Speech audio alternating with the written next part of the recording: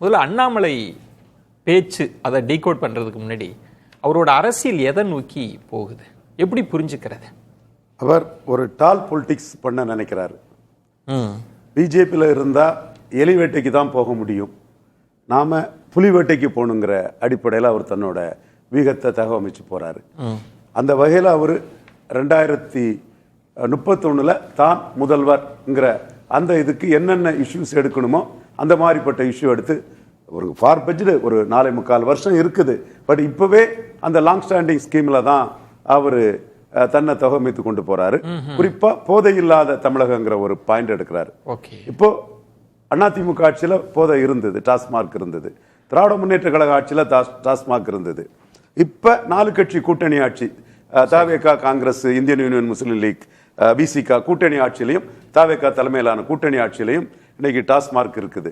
அப்போ அவர் போதை இல்லாத தமிழகம்னு சொன்னா 2031 மற்ற இதுவரை ஆண்டவர்களும் ஆளக்கூடியவங்களும் வந்து போதை உள்ள தமிழகத்தை நடத்தினாங்க, நான் போதை இல்லாத தமிழகத்தை நிறுவ போறேங்கிறதுல ஒரு இஷ்யூ ஆட்டு அந்த ஆல்கஹால் இதை வந்து சசிகாந்த் அந்த ஒரு பெரிய ஒரு ஜெயலலிதா அம்மையார் காலத்திலே ஒருத்தர் இறந்தார்கள். அந்த ஒரு லாங் ஸ்டாண்டிங் மக்கள் மத்தியில் இருக்கக்கூடிய ஒரு இஷ்யூவை தனக்கு மெயின் இஷ்யூ ஆட்டு அவர் எடுக்கிறார். அதைத்தான் இன்னைக்கு அவர் இண்டிகேஷனை காட்டியிருக்கிறார்.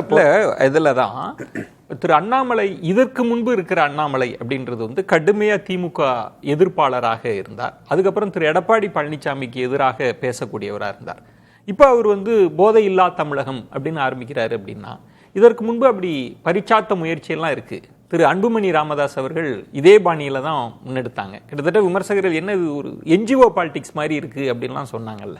ஏதோ புதுசா வரல அண்ணாமலை, அவருக்கு பழைய பாணின்னு ஒன்று. அன்புமணி ராமதாஸ் வந்து சபார்டினேட் போல்சாட்டு தோல்வி அடைஞ்சுக்கிட்டு அதற்கு பிறகு மாற்றம் முன்னேற்றம் அன்புமணின்னு அவங்க எடுத்த 6 விழுக்காடு ஓட்டையோ வன்னியர்கள் மத்தியில் அந்த அக்செப்டன்ஸை நிரூபிச்சு காட்டினார். அவரோட நோக்கம் வந்து ஒட்டுமொத்த தமிழகம்னாலும் கூட அவங்க வந்து ஏற்கனவே அவங்க தனிச்சு நின்று தங்களோட லிமிட்டட் பலம் என்னங்கிறத 89, 91, 96 ஒரு பகுதியில் செல்வாக்கான தலைவர்கள் நிரூபிச்சாங்க.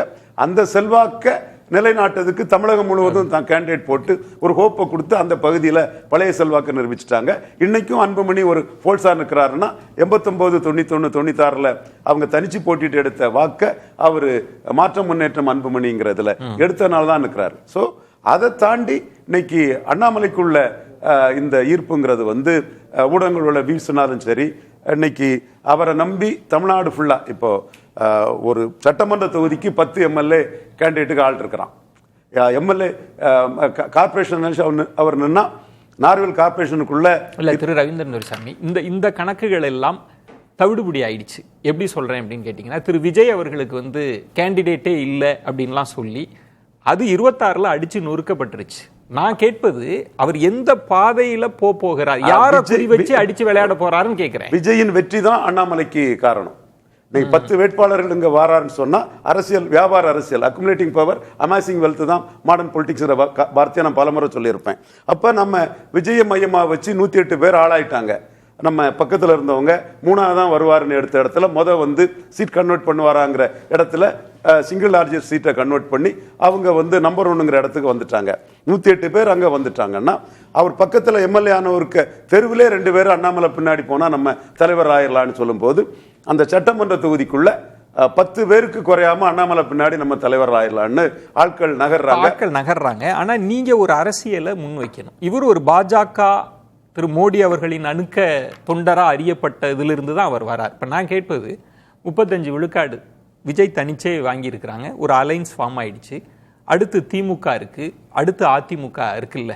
இவர் எந்த பாதையில் போய் எந்த அரசியலை பிடிச்சு அவர் தன்னை பொசிஷன் பண்ண போறாருன்னு கேட்கிறேன். Things are not deliberately made, simply accord.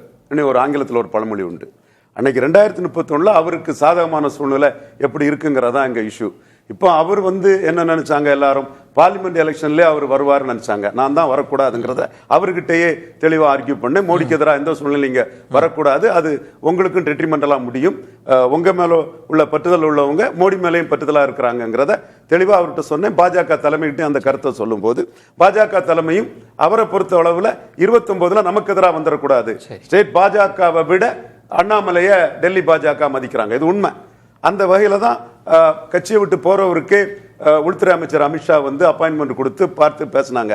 So அந்த இதுக்கும் பிறகும் அவர் ஒருவேளையில மக்களவை தேர்தலில் ஒரு முடிவெடுத்து வந்துருவாரோங்கிற ஒரு எண்ண ஓட்டம் அது அவருக்கே ட்ரீட்மெண்டலா முடியும், மோடிக்கும் அது நஷ்டமா முடியுங்கிற பார்வை என்பவர்கள் இருக்கும்போது இன்னைக்கு தெளிவா 2031 தான் தன்னோட இது. அந்த இடம் தான் நான் தலைப்பே வைக்கிறேன். இப்போ ஒரு புறம் விஜய் இருக்கிறார், இப்போ விஜய்க்கு மாற்றாக இவர் தான் அப்படின்னா இப்போ அவர் பாராட்டுறார், புதுசா வந்திருக்கிறாங்கன்னு 1 வருஷம் டைம் கொடுக்குறார். இது விஜய் தாவேக்கா ஆட்சி வேறு ஊன்றட்டும் அப்படின்னு கொடுக்குறாரு அப்படின்னா விஜய்க்கு இணக்கமா இருக்கணும்னு நினைக்கிறாரா, இல்ல பழையபடி திமுகவே அட்டாக் பண்ணும், யாரை எதிர்க்க போறார்? அல்ல, அவரோட கால்குலேஷன் படி விஜய்க்கு விழுந்த 35 விழுக்காடு வாக்குல அவர் சிஎம் கேண்டிடேட்டா இல்லைங்கிறதுனாலயே மிக கணிசமான வாக்குகள் இருக்குன்னு அவரு கணக்கு போடுறாரு.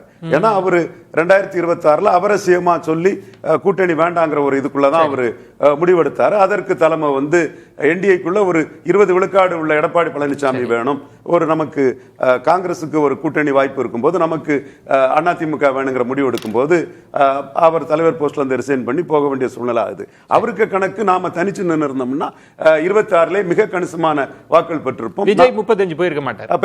அவரோட கணக்கு அதுதான். அது வந்து விஜய்க்கு ஒரு வாய்ப்பா இருந்தது. இப்போ விஜய் கிட்ட இருக்கக்கூடிய வாக்குல நாம சிஎம் கேண்டிடேட்டா வரலங்கிற ஒரு எண்ண ஓட்டத்துல வாக்களிச்சவங்க விஜய்கிட்ட இருக்கிறதா நீங்க சொல்றது.